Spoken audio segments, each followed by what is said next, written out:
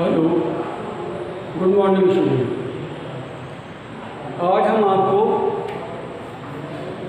संगीत में, म्यूजिक में जो सप्तक हैं वो हमारे 3 सप्तक होती हैं। सप्तक माने जिसमें 7 स्वर होते हैं, जो हमने कल भी आपको बताने की कोशिश की थी। जिनमें 7 स्वर होते हैं: सा, रे, गा, मा, पा, धा, नी। लेकिन ये 7 स्वर की ये सप्तकें 3 सप्तकें होती हैं। एक सप्तक में 7 स्वर होते हैं और 3 सप्तकों में हमारे मंद सप्तक, मध्य सप्तक, तार सप्तक, ये तीनों सप्तकों के हमारे नाम हैं, जो आपके सामने ब्लैक बोर्ड पर हमारे लिखे हुए हैं। मंद सप्तक, मंद सप्तक के माने ये जो स्वर हैं, जिन स्वरों के नीचे ये बिंदु लगा हुआ है वो मंद सप्तक कहलाते हैं। यानी मंद सप्तक माने जब हम उसका प्रयोग बहुत कम करते हैं, बहुत मंद धीरे बोलते हैं। जब सामने कोई व्यक्ति हमारे होता है तो उससे जब हम बात करते हैं और केवल वही व्यक्ति सुन पाए और बाकी आसपास बैठे लोग ना सुन पाए, वहाँ पर भी बैठे हुए लोग ना सुन पाए, तो उनको कहते हैं मंद। मंद माने धीमा। उस स्वरों को, उन शब्दों को, उन अक्षरों को जब हम लेखनी के द्वारा व्यक्त करते हैं तो उसके लिए हम ये नीचे बिंदु लगा देते हैं। जिन स्वरों के नीचे ये बिंदु होते हैं तो देखिए सा, रे, गा, मा, पा, धा, नी, ये हमारी क्या हुई? मंद सप्तक है। इसके नीचे सारे के सारे ये बिंदु लगे हुए हैं। उसके बाद आती है मध्य सप्तक। उस मध्य सप्तक में ना तो ऊपर कोई बिंदु होता है और ना नीचे कोई बिंदु होता है। यानी ये समझिए हम ज़्यादा से ज़्यादा जो बातचीत करते हैं वो मध्य सप्तक में करते हैं। आम भाषा में जब आम भाषा में बात करते हैं, हम यहाँ से क्लास तक बात पहुँच सकती है, थोड़ी दूर तक बात पहुँच सकती है। जहाँ तक हमारी बात जिस एरिया में बैठे हुए हैं उस एरिया तक अगर बात हमको जोर भी नहीं लगाने डालना पड़ता है। जिस तरह से हम बोल रहे हैं और आप सुन रहे हैं, आपके कानों तक जो आवाज़ आ रही है तो वो हमारी सारी मध्य सप्तक है। मध्य माने सेंटर। सेंटर यानी एक समय ऐसे समझ लीजिए आप, जो प्रेजेंट है ये सेंटर, एक पास्ट टेंस यानी भूतकाल में गुजर चुका, जो गुजर चुका वो धुंधली यादों में चला गया। धुंधली यादें मानी बहुत धीमी याद आ गई, आगे नहीं आई, तो वो हमारा क्या पास्ट में चला जाता। यानी बहुत धीमी आवाज़ जब बात करते हैं तो उनको हम रिप्रेजेंट करते हैं। ये सब पास्ट के साथ समझने की दृष्टि से समझ सकते हैं। हालांकि यहाँ पास्ट से कोई मतलब नहीं है, समझने की दृष्टि से कि जब हम मंद स्वर की बात किसी से करते हैं तो उनको स्वरों को संगीत की भाषा में हम उनको नीचे बिंदु लगाते हैं, और जिसके ना नीचे बिंदु है ना ऊपर बिंदु है उनको हम इस तरह से लगाते हैं। और जब कोई दूर खड़ा व्यक्ति करते हैं, बिल्कुल जब हम खूब चीखते हैं, जोर से बुलाते हैं, उसको डांटते हैं, भटकाते हैं, दूर तक आवाज़ पहुंचाती है, तो वो हमारी कहलाती है तार सप्तक। यानी नाभि से खेली आवाज़ दूर तक पहुंचाने। जैसे गुलेल से कोई मिट्टी हम फेंकते हैं दूर तक, तो गुलेल से दूर गिरती जाती है काफ़ी है, तो वो क्या कहलाती है? तार सप्तक। उनको हम ऊपर बिंदु लगाते हैं। ये देखिए, जिन स्वरों को ऊपर बिंदु लगाते हैं उन स्वरों की पहचान ये है कि वो तार सप्तक के स्वर हमारे सारे के सारे हैं। अच्छा, एक सप्तक में 7 स्वर होते हैं, लेकिन उसके अलावा भी इनके अंदर 5 स्वर और होते हैं। 5 स्वर उनको कहते हैं कोमल और तीव्र। तो उनको देखिए, कोमल ये स्वर लिखे हैं, इनको उतरते स्वर भी कहते हैं और कोमल स्वर भी कहते हैं। कोमल स्वर यानी लेडीज स्वर। लेडी और जेंट्स का, पुरुष प्रकृति का एक संबंध जो है वो हमारे स्वरों में, संगीत में भी चलता है, पुरुष और प्रकृति। तो उसके नीचे हम मंद सप्तक में नीचे बिंदु तो होगा उसके नीचे, लेकिन साथ में एक बड़ी लकीर भी होगी। ये इसकी पहचान है। तो इसमें सा और रे के बीच में ये स्थापित यहाँ है। तो यानी सा रे रे, 2 रे हो गए और 2 गा हो गए। गा के नीचे देखिए पढ़ी लिखी है और बिंदु, इसके माने बिंदु को दर्शाता है कि मंद शब्द का है और पढ़ी लिखी बताती है कोमल है। लेकिन माँ जो हमारी संगीत शिक्षा में जो हमारा माँ यहाँ प्रयोग हो रहा है ये कोमल ही है, क्योंकि हर स्वर के बाद पहले कोमल होता है फिर तीव्र होता है। लेकिन यहाँ गा के बाद जो माँ है तो उस हिसाब से कोमल ही होना चाहिए, लेकिन हम इसको कोमल के नाम से नहीं पुकारते, इसको हम शुद्ध नाम से पुकारते हैं। लेकिन माँ एक ऐसा है जो तीव्र होते हुए भी ये तीव्र है, इसको हम शुद्ध नाम से नहीं पुकारते। और ये सारे के सारे तीव्र होते हुए भी हम इनको तीव्र नाम से नहीं पुकारते, इनको हम शुद्ध नाम से पुकारते हैं। संगीत की भाषा में ये सारे के सारे तीव्र हैं, लेकिन हम इनको शुद्ध पुकारते हैं। और ये हमारा तीव्र है, लेकिन हम इसको विकृत स्वर के नाम से पुकारते हैं, तीव्र मध्यम कहते हैं। हम तीव्र सानी कहते हैं, तीव्र सानी कह सकते हैं, तीव्र नीली कह सकते हैं।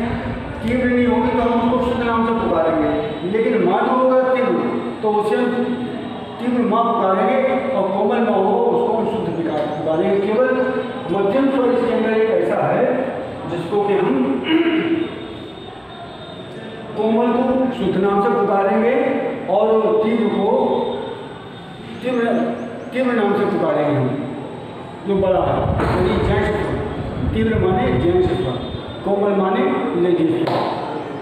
अच्छा, तो इस तरह से हमारे 12 स्वर मंद सप्तक में हो गए, 12 स्वर हमारे मध्य सप्तक में हो गए और 12 स्वर हमारे तार सप्तक में हो गए। तो कोई भी व्यक्ति दुनिया का कितना बड़ा कलाकार क्यों न हो, तो ऊपर इस साल से देखे और नीचे गाता और इस साल से देखे ऊपर पाता, पर इतने स्वर उनके गले में होते हैं सिद्धांतिक रूप से। और इतने स्वरों में अगर किसी का गला चलता है तो दुनिया का वो कोई सा भी गाना गा सकता है, किसी भाषा में गा सकता है अगर इतने हैं तो।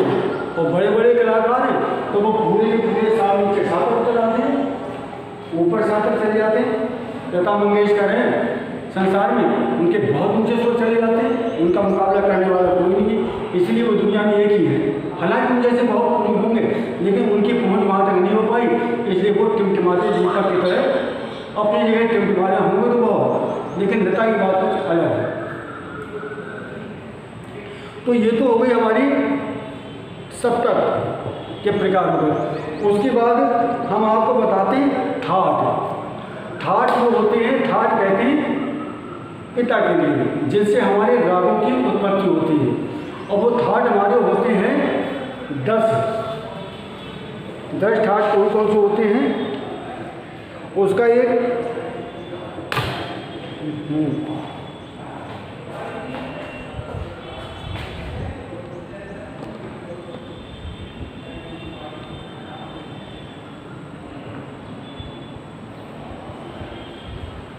दस ठाट हमारे होते हैं, और जो इन रागों से ही हमारे के सारे बनते हैं। और ठाट जो होते हैं वो गाए बजाए नहीं जाते, वो हमेशा संपूर्ण होते हैं। संपूर्ण माने कि जिसके अंदर 7 के 7 स्वर लगते हैं वो संपूर्ण कह जाते हैं। लेकिन राग जो होते हैं उसमें किसी में 5 स्वर लगते हैं, किसी में 6 स्वर लगते हैं, किसी में 7 लगते हैं। तो रागों के बारे में जब रागों की जिक्र होगा तब बताएंगे, अभी केवल ठाट के बारे में। और ठाट हमेशा संपूर्ण हुआ करते हैं, और ठाट में सा के बाद रे के बाद गा, गा के बाद माँ, माँ के बाद पा, पा के बाद धा, धा के बाद नी, और नी के बाद फिर सा। हाँ, उनमें रूप कोमल तीव्र का वो तो अलग अलग हो सकता है, वो अलग अलग हो सकता है, लेकिन कोई दोनों लगातार इकट्ठे प्रयोग नहीं हो पाते उसके अंदर। अब जैसे एक भैरव भैरवी आशा बली यमन बिलावल ठाट, ये 10 ठाट हैं। अब इनको हम जरा रख करके बताते हैं आपको।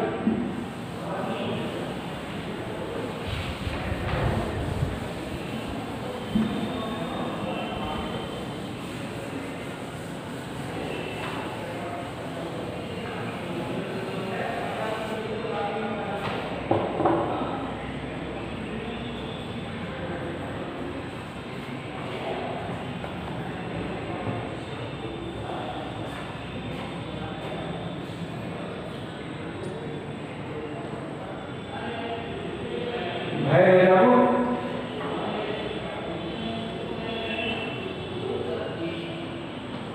भैरवी,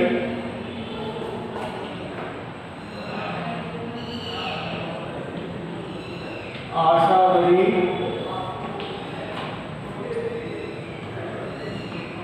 यमन,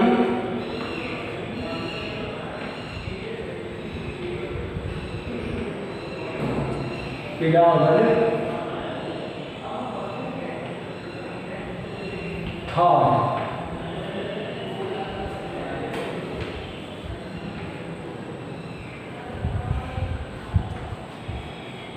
भैरव, भैरवी, आशावरी, यमन, बिलावल, थाट,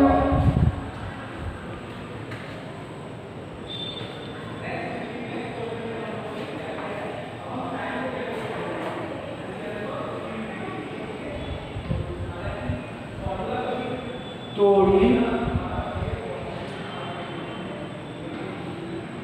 काफी, मारवा।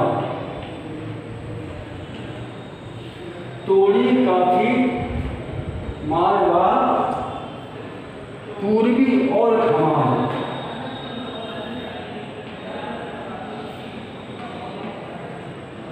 पूर्वी और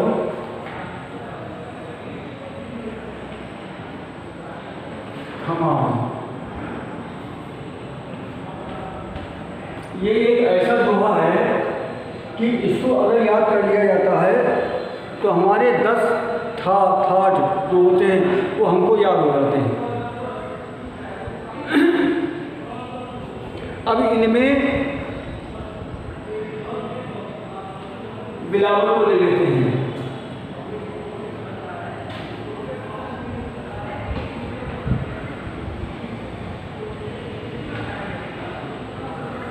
बिलावल,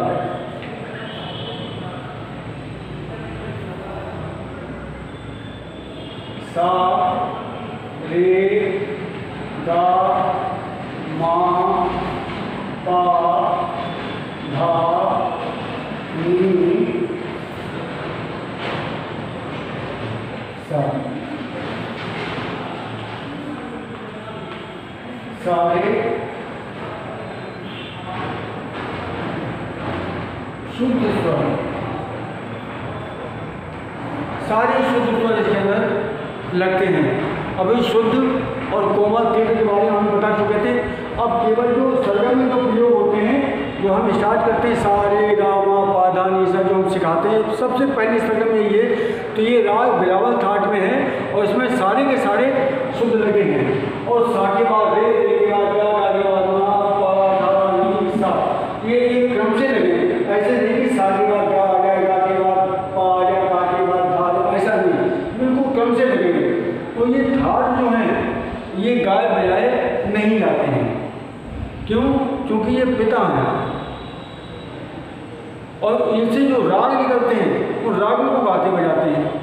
इन थाटों के अंदर बाकी संवादी नहीं होते, इनकी कोई पकड़ नहीं होती, केवल आरोह अवरोह इनमें नहीं होता, केवल आरोह समझ के ऐसे जाना, इसको जाने की क्रिया को कहते हैं आरोह और लौटने की क्रिया को कहते हैं अवरोह। को जैसे जाएंगे वैसे लौटाएंगे, ये राग बिलावल थाट ही रहेगा। उसके बाद आ जाता है कल्याण, भैरव, भैरवी, आशावरी, यमन।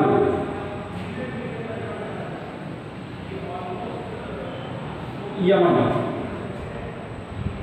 इसमें सा, रे, गा, मा, पा, धा, नी, सा।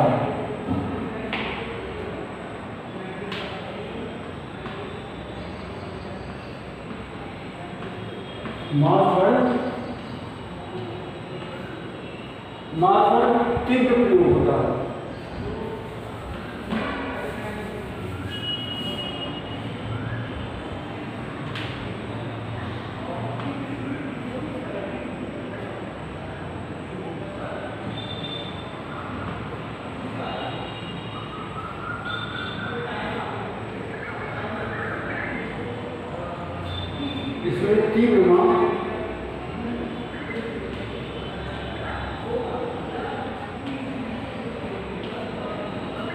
होता है। ये पहचान है।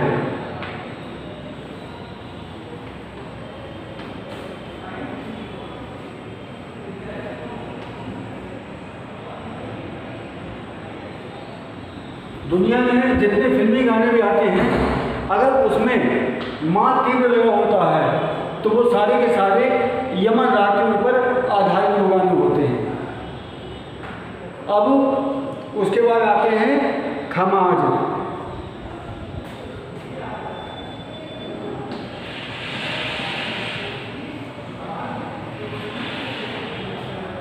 सा रे गा मा पा धा नी सा।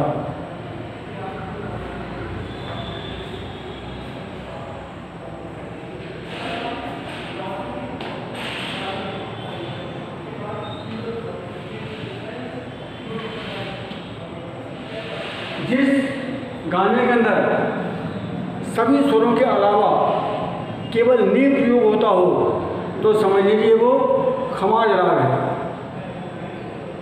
उसमें खमाज राग पे आधारित ही गाना है। बहुत सारे फिल्मों में गाने आते हैं तो वो खमाज राग कहलाता है। अच्छा, उसके बाद आशावरी।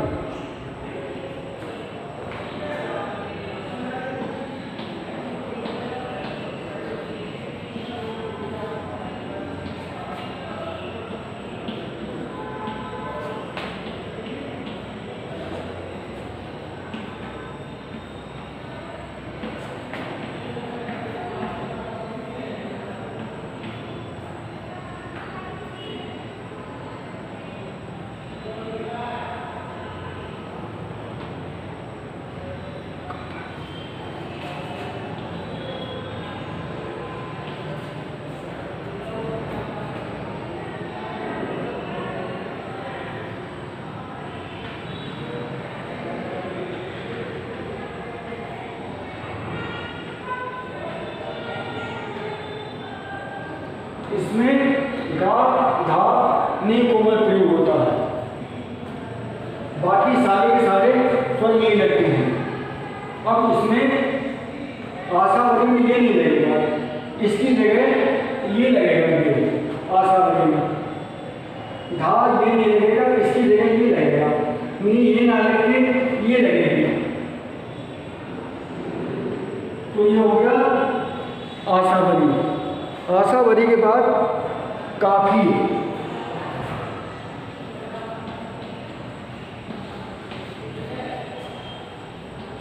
सा रे गा मा पा धा नी सा।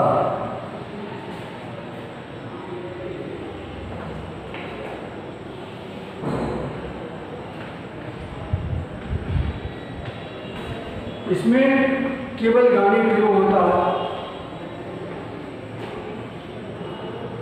आशावरी में यानी बिलावल घाट में से गा और नी केवल ये कोमल कर दिए जाए, बाकी स्वर वही रखे जाए, तो फिर राग ये बन जाता हमारा काफी। उसके बाद भैरवी।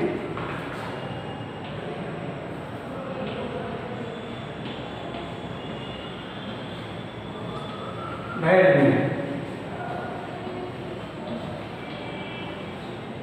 भैरवी में सा रे गा मा पा धा नी सा। रे गा धा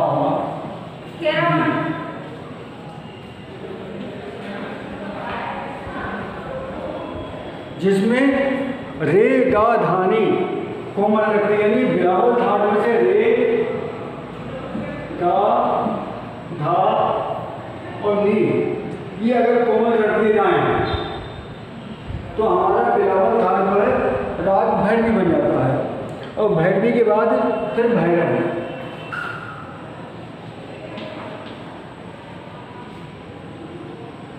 भैरव में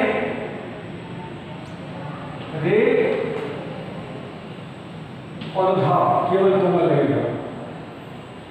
सा रे गा मा पा धा नी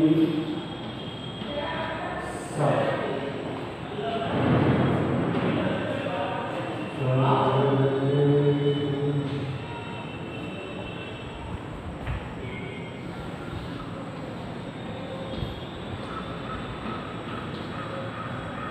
रे धा राग भैरव में रे धा कोमल लगता है, बाकी सारे के सारे स्वर शुद्ध लगते हैं।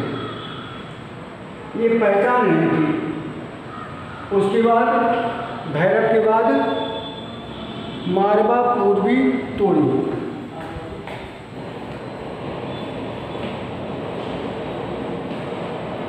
मारवा, पूर्वी,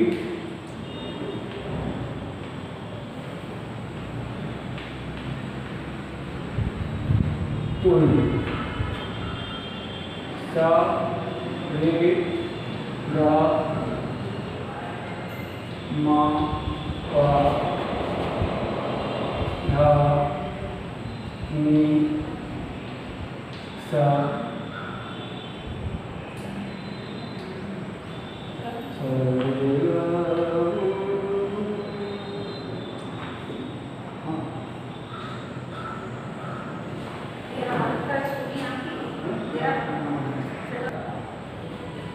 तो इसमें राग मारवा में सा रे कोमल, मा तीव्र केवल इसके अंदर, बाकी सारी सरगम वैसी वैसी है।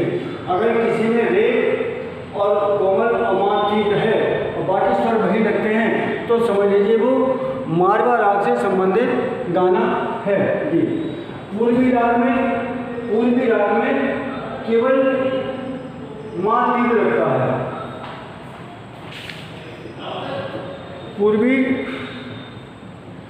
पूर्वी राग में रे धा कोमल, पूर्वी राग में रे,